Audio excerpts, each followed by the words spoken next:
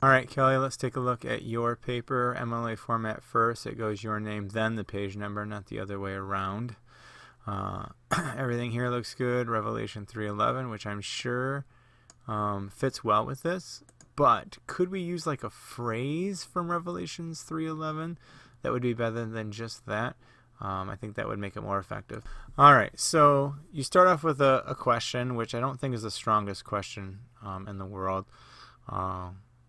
Because I really think you're actually getting too much into your topic, but we can work on that. The violent and expectant tones of the second coming by, make sure you include the author, reflect the corruption of society before the fierce liberation. I love that word choice, and good progression. Good progression after that as well, although you're using the word liberation again, so I think we need to really work on some different words. And then you get to your central, wow, I'm back to speech class, thesis statement. Remember, you need to underline this.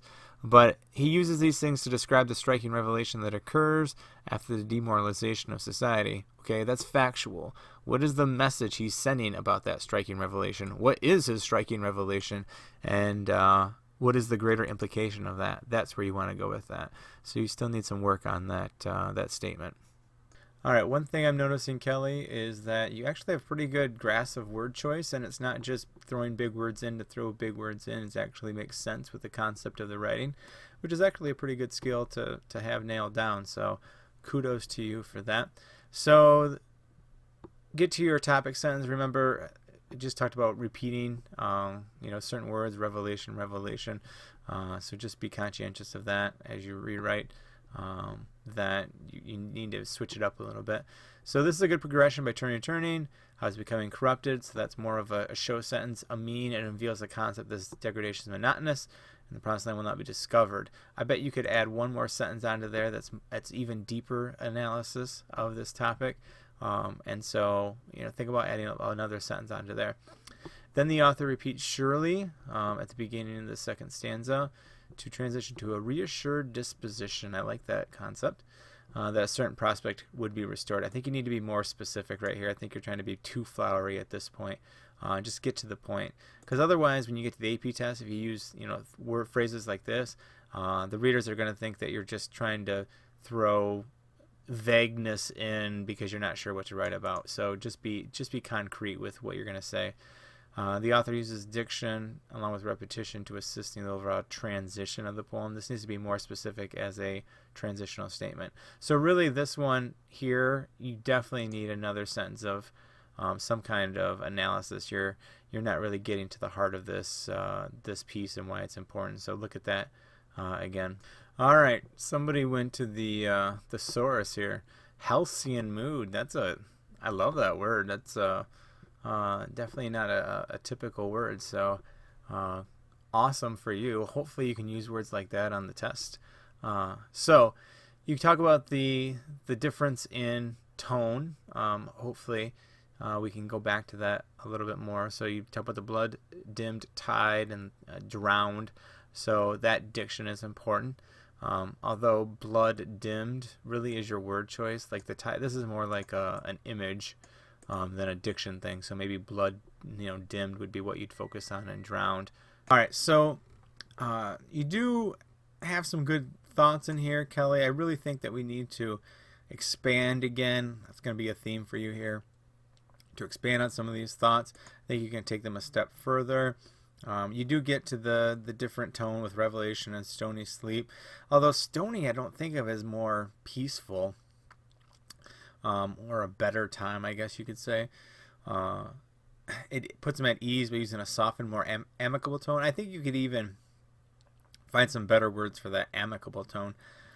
Shows that even though mankind was tainted, so no comma there, it was able to return to its original serenity, which I like that concept. But again, it's more plot. I want some deeper revelations about this whole thing. Again, I'm not really super thrilled about your transitions. So I think you can work on those a little more. All right, with this paragraph, Kelly, I think it's way too factual.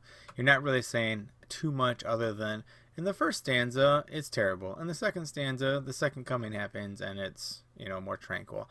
I think that's really all you're saying in this, which I don't think is, again, diving deep enough. What is specific about the organization? You do give a couple of examples of how that will work, which I think these are, if you had to maybe pick two specific lines, I think those two lines work the best too. The violent nature of the poem, but in the second stanza, he creates a sensation that the second coming has arrived. I don't think you need to put in quotes "second coming" all the time either. I mean, you're not referencing the poem, so it's not a punctuation of a title. It's an event, which I think can be capitalized, but that's about it.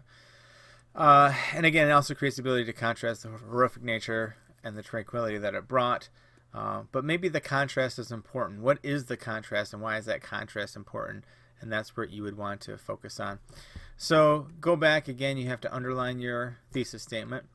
The use and demoralization of society, I don't think you ever really get to in your paper at all either. So that might be something that you can go back and add into some of these. You talk about violent nature, I guess. Disastrous occurrences of humanity.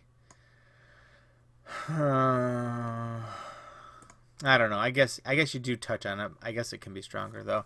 So you go back and go through your main points again and talk about those. No comma here. When the final days does arrive and salvation is about to occur, comma, will mankind have seen bloodshed? No comma. Or will it be a reward for our exceptional demeanor? So there's certainly some comma errors there. I don't know. I guess maybe if we talked about the idea of salvation a little bit more, maybe this would be a better ending statement. But I don't know if you talk enough about salvation in this. You talk about tranquility, I guess, but it's the idea of being saved, and are we worthy of being saved? I think that concept maybe needs to be explored a little bit more as well. Works side, remember, it's got to be left justified. But everything else looks good.